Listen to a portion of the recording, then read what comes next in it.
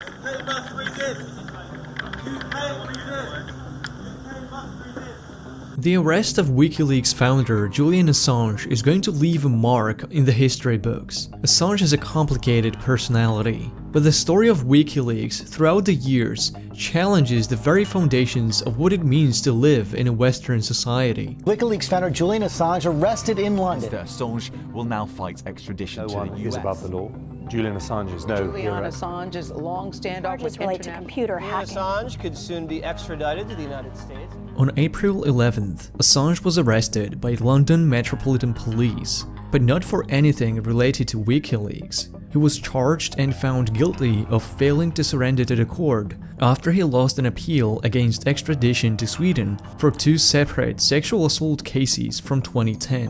Assange refused to stand in this court back in 2012 because he feared he would be further extradited from Sweden to the United States, where he believed he couldn't be guaranteed a fair trial. Assange then asked Ecuador for an asylum to seek refuge in the Ecuadorian embassy, where he stayed for 7 years until now. Sweden later dropped both charges, but the UK court rejected his defense for skipping bail. And for that, Assange is now facing up to 12 months in British jail.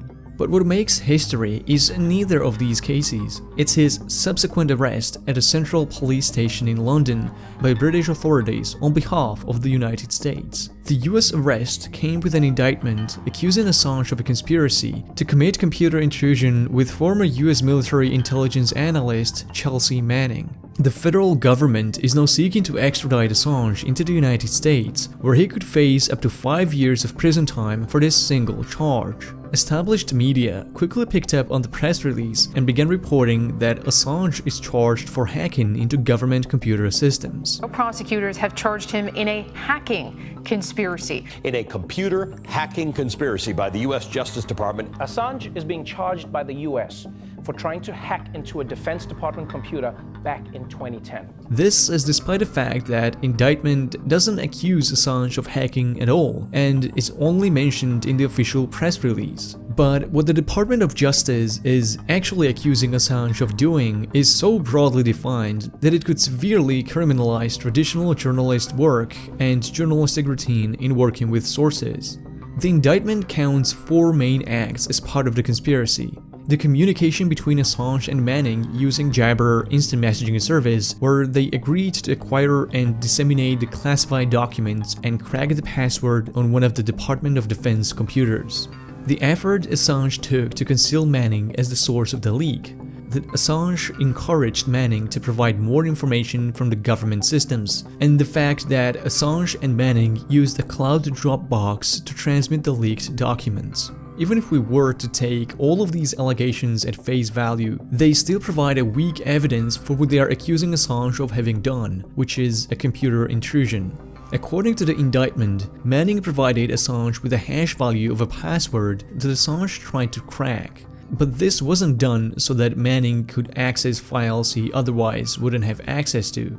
By the time this conversation took place, Manning had already transferred majority of the classified records to Assange. The hash value is from a password to a different account Manning wanted to use to conceal her identity as a whistleblower. The indictment fully acknowledges this intent. Assange never had access to any of the government computers or government accounts. His efforts to crack the password, which by the way failed, were only meant to protect the identity of Manning when logging into the computer. So what the indictment is really criminalizing is not computer intrusion, but the intent and efforts to conceal a source's identity. And all of the other parts of the alleged conspiracy are just routine journalistic work. The fact that Assange encouraged Manning to provide more information is what journalists are trained to do. To always ask important questions and seek more information.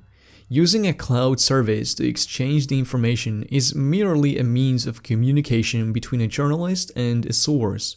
The truth is that none of these allegations from the indictment are new information. It's been known since Obama decided to prosecute Chelsea Manning as a whistleblower. What the Obama administration backed down from doing was going after WikiLeaks as a publisher of the leaked documents. Because going after a WikiLeaks would mean going after an organization that, in principle, wasn't doing anything different from what The Guardian, The New York Times, or The Washington Post were doing when reporting on the leaks. Many news organizations use Secure Drop, which allows sources to anonymously upload documents. In its core, this means news outlets are proactively helping whistleblowers to conceal their identity when leaking secret documents and breaking the law. What Manning did was illegal, and going after her as a source only allowed Trump administration to build upon the precedent set by Obama. If leaking secret government information is illegal, then anyone publishing that information can be held accountable as an accomplice. But what if that information discloses wrongdoing and potential war crimes committed by the government? What if sometimes it is necessary to break the law to uphold the Constitution? We're a country that was born from an act of treason against a government that had run out of control. But we should always make a distinction that right and wrong is a very different standard than legal and illegal. Are you saying what you did was right? I think, yeah. Or legal, or both? I would not have done it if I didn't believe it was right. But you would acknowledge it was illegal? It's pretty sketchy there. But look, every act of progression in our nation's history has involved tension with law. And that's because the laws were wrong. In the eyes of some federal prosecutors and even some TV news organizations, WikiLeaks is not viewed as a journalistic organization. CIA classifies WikiLeaks as a non-state, hostile intelligence service that threatens US national security. Mainstream television is doing a major lip service to the government by trying to push this narrative that what Assange did was akin to home invasion or violating property rights. So people that are upset about this arrest are saying this is an attack on journalism, a dark day on journalism. If that is true, then you could never arrest anybody hacking into your computer or maybe even breaking into your apartment. Let's say my assistant goes into my computer and takes all of my emails, right? It doesn't matter if there's good stuff in there or bad stuff. She is stealing my property. Let's say if she ships that over to the Washington Post and they have a story about me running this amazing drug ring out of my office. Not true. But the point is, she has broken the law. Now, if you want to commit journalism and there's a risk of breaking the law, then fine, you got to pay the price. But if somebody is taking something that belongs to you, in this case, that's what the charge is breaking into a State Department computer and stealing. If somebody comes in and is taking my emails, that is theft.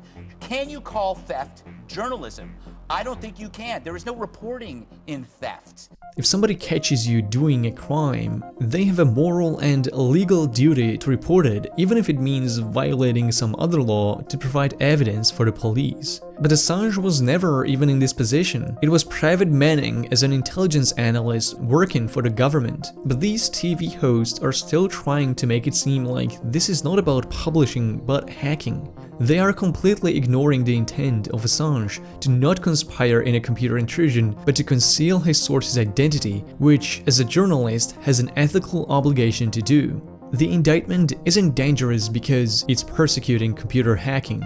It is dangerous because it would criminalize the intent of journalists to conceal identities of their sources. Drawing the line between what is and isn't illegal when it comes to free press and blowing whistles on government wrongdoing is entirely arbitrary. While mainstream TV hosts are having a laugh that the Ecuadorian embassy was just so fed up with Assange, and that's why they ended his asylum so suddenly, it is worth noting that WikiLeaks had been tweeting warnings about the new Ecuadorian's government plans to hand Assange over to the British police days before it happened. The British government has an agreement with both Ecuador and Australia, Assange's home country, that they would not extradite Assange to a country where he could face torture or death penalty. This doesn't mean Assange will never answer a United States court. It might take years for it to happen. It serves as a reflection on the fact that while there is a manhunt on people like Manning, Assange, and Snowden, nobody from the government was ever prosecuted for the wrongdoing and crimes exposed in the leaks. It might give you a hint on who really is and isn't above the law.